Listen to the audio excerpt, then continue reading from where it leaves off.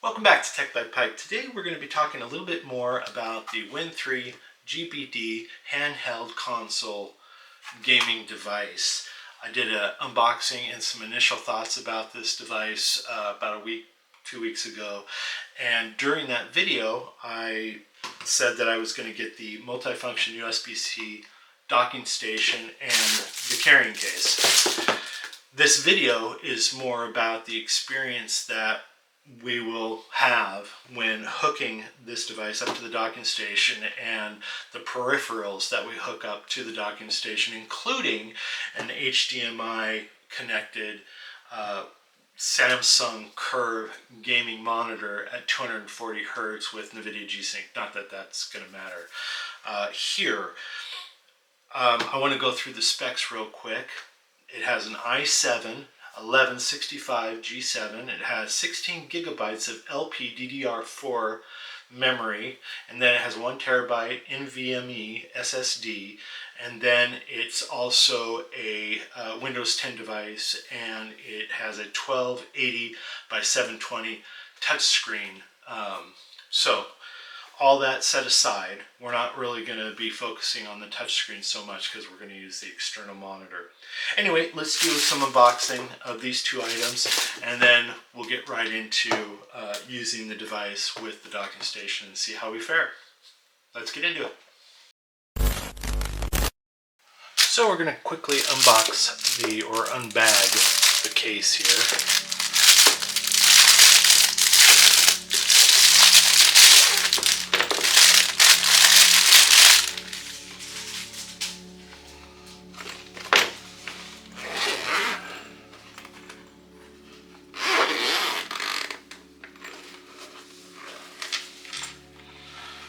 Pretty basic, has the strap here, feels pretty sturdy, has some Velcro to keep the gaming device secure, has this little clip here, not exactly sure what that's for, unless there's a loop, maybe it's to loop to your belt buckle, I don't know, but let's take a look here, see how it fits.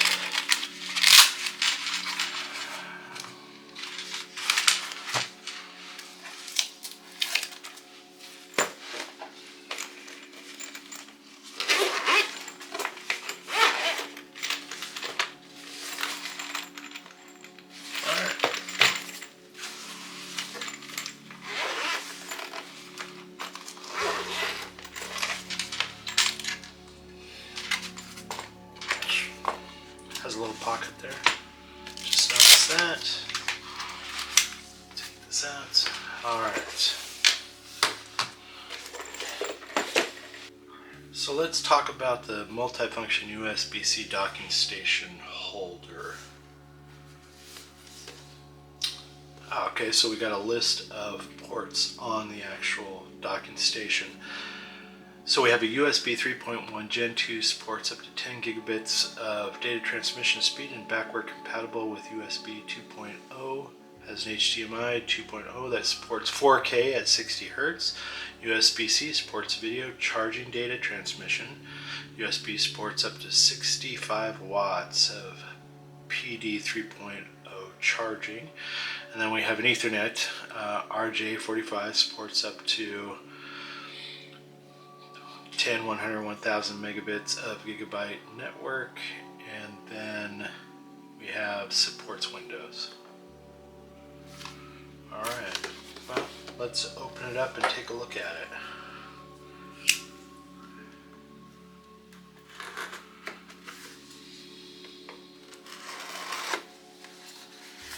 Is that enough? One more time.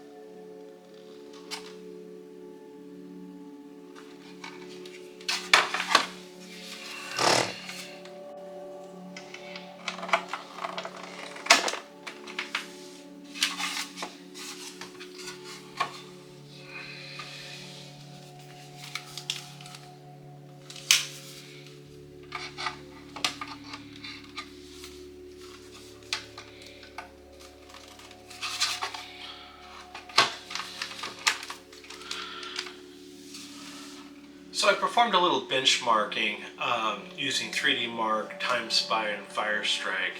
And I just want to remind you, this is a handheld gaming console machine, not a laptop, and it shouldn't be really compared to a laptop, a gaming laptop. But I did it anyway, did some benchmarking, and here's some of those results. Graphics score was 1596, CPU score was 4129, and overall score was 1757 for Time Spy. And here are our Firestrike scores. We also ran Cinebench. Our CPU multi-core score was 4617, CPU single core score was 1478, and our MP ratio was 3.12. So we ran some in-game benchmarking tools on some of our favorite games, Shadow the Tomb Raider being one of them, and we were using our external monitor like I mentioned before.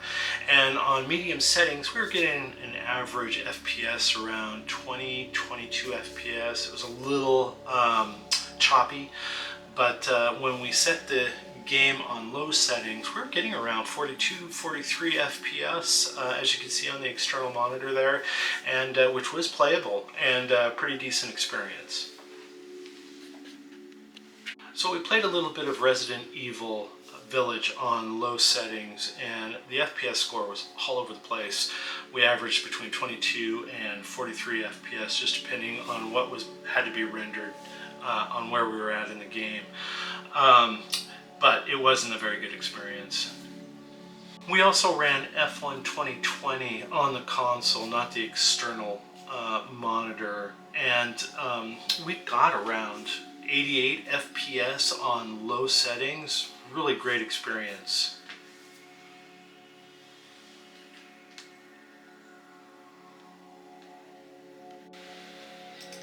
While running F1 2020, we tested the fan noise, and we were getting around 43-42 decibels while playing the game on low settings. While playing F1 2020, we also tested out the temperature of the console, and it was getting around 89 to 95 Fahrenheit, right where the CPU and GPU is, which is above the fans actually.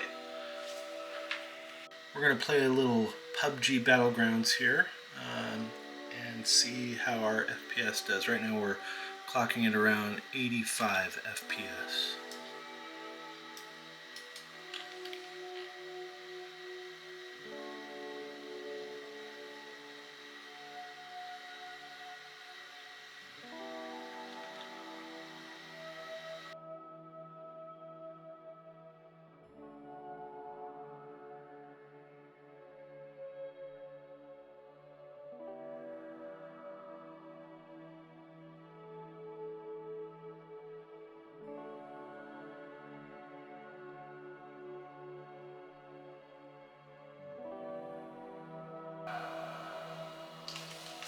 The Win 3 GPD handheld gaming device.